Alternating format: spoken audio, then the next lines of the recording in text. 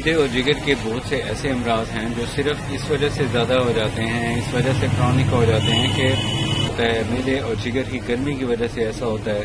اور میدا اور جگر کی جو گرمی ہے اس کو ختم کرنے کے لیے بہت ضروری بات یا بہت ضروری جو آپ کے لیے امپورٹنٹ عمل ہے وہ یہ ہے کہ آپ کو چاہیے کہ آپ زیادہ مرچ مسالوں کا استعمال کم کریں اور ایسی ڈائٹ لیں جس کے استعمال سے آپ کو بدہضمی نہ ہو اور وہ غذا جلدی ہضم ہو.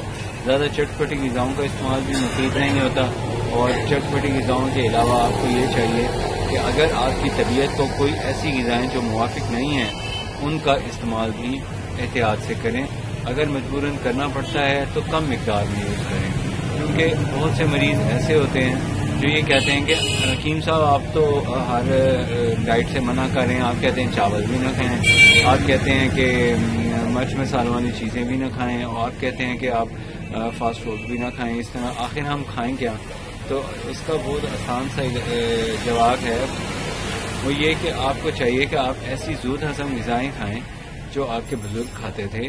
اور آپ کے بزرگ جو کھاتے تھے ان کے اگر آپ ان سے پوچھیں تو وہ ٹھیک ہے، اور اگر آپ خود نہیں جانتے تو میں آپ کو بتا دیتا ہوں کہ ہمارے جو بڑے بزرگ تھے، بڑی بوڑھیاں تھیں، سادہ ڈائٹ لیتی تھیں اور سادہ ڈائٹ کم مقدار میں لیتی تھیں اور کام زیادہ کرتی تھی. یہ اس کا ایک بہت زبردست صحت مند رہنے کا ایک خلیہ ہے. اس کو آپ گرہ سے باندھ لیں اور اپنی صحت کا اس طرح خیال رکھیے جس طرح ایک انسان جب کہیں بارش کے موسم میں چلتا ہے اور اس نے سفید سوٹ پہنا ہوا ہوتا ہے اور وہ کیچڑ والی جگہ سے گزرتا ہے، کیسے پانچے اونچے کر کے اس طرح گزرتا ہے. تو اس طرح صحت کے لیے بھی آپ کو چاہیے کہ آپ اپنی صحت کا خیال رکھنے کے لیے کیئر کریں اور ایسی غذاؤں سے اجتناب کریں، احتیاط کریں جو کہ جنک فوڈ ہوتی ہیں یا کیئر سے نہیں تیار کی جاتی ہیں یا بازار میں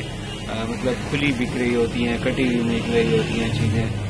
اس طرح جو ہائیجینک ایک ایٹماسفیئر میں تیار کی ہوئی پروفیشنلز کا تیار کی ہوئی یا آپ کے گھر میں تیار کی ہوئی ڈائٹ ہے اس کو آپ یوز کریں تو اس سے آپ کو بہت فائدہ ملے گا. تو دوسرے نمبر میں میں آپ کو جو آج نسخہ بتا رہا ہوں وہ یہ ہے کہ یہ جو میدا جگر کی گرمی جب بڑھ جاتی ہے تو اس کو ٹھیک کرنے کے لیے سب سے اچھا جو نسخہ گرمیوں کے موسم میں استعمال کرنا چاہیے وہ ہے گوند کتیرا. آپ نے بہت سی ویڈیوز دیکھی ہوں گی جو گوند کتیرے کے استعمال کا بتاتے ہیں، وہ یہ ہے گوند کتیرا. اس کو یوز کرنا پڑتا ہے، لیکن گوند کتیرے کے ساتھ آپ نے امپورٹنٹ چیز جو آپ کو نہیں پتا وہ میں آپ کو آج بتاؤں گا، وہ ہے بڑا سیب کا جوس. سیب کے جوس کے ساتھ اس کو یوز کرنے کے بہت حیرت انگیز ریزلٹس مل رہے ہیں، بہت اچھے فوائد مل رہے ہیں اس کے استعمال سے. بہت سے گرمی کے مریض، تبخیر کے مریض ٹھیک ہو چکے ہیں. تو اس کو جو آپ نے بنانا ہوتا ہے اس کا طریقہ کار بہت آسان ہے. اس کا یہ طریقہ ہے کہ آپ کو چاہیے کہ آپ گوند کتیرے کا ایک ایسا ٹکڑا لیں، یہ دیکھیں زیادہ مقدار میں نہیں یوز کرنا ہوتا، بس اتنا سا ٹکڑا کافی ہوتا ہے. اتنا سا ٹکڑا لے لیں، یہ تقریباً آدھا تولے کا ہے یہ ٹکڑا، اور سفید کلر کا. اس کو آپ نے کوٹ لینا ہے. کوٹنے کے بعد آپ اسے تقریباً 1 گلاس پانی میں بھگو دیں اچھی طرح. اپنے جو آپ کا جو یہ ہے آپ کا مگ ہے اس کو اچھی طرح مکس کر لینا ہے، کیونکہ یہ چپک جاتا ہے اس کے اندر اور پھر اس کی وجہ سے پھول نہیں پڑتا ہے. تو یہ اس کا طریقہ ہے. اس کو آپ نے جب بھگو کے بنا لیا ہے، بنانے کے بعد آپ جب اس کو پینے لگیں اس وقت آپ اس کو چھاننے کے بعد آپ اس کے جو پانی ہے اس کو ویسٹ کر دیں. اب آپ اس کے اندر سے اسپون کے ساتھ اس کو کھائیں، اوپر سے سپ جوس کر دیں. بس یہ طریقہ ہے. اسی طریقے سے آپ نے اس کو استعمال کرنا ہے. اور دن میں کتنی دفعہ استعمال کرنا ہے اس کا بہت سادہ سا جواب ہے.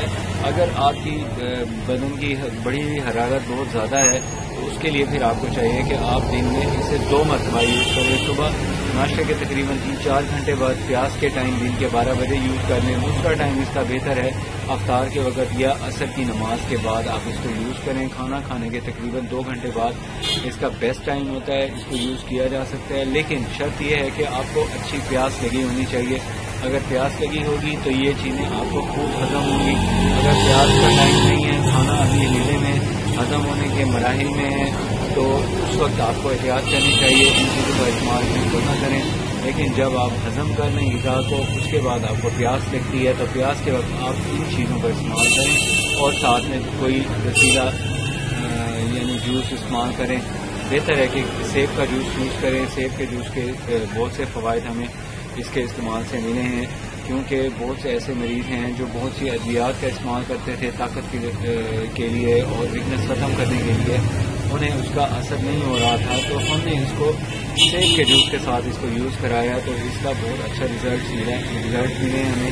تو آج کی ویڈیو میں آج اتنا ہی کافی ہے. میں آپ کو نیکسٹ ویڈیو میں کسی اور نسخے کے ساتھ آپ سے ملوں گا.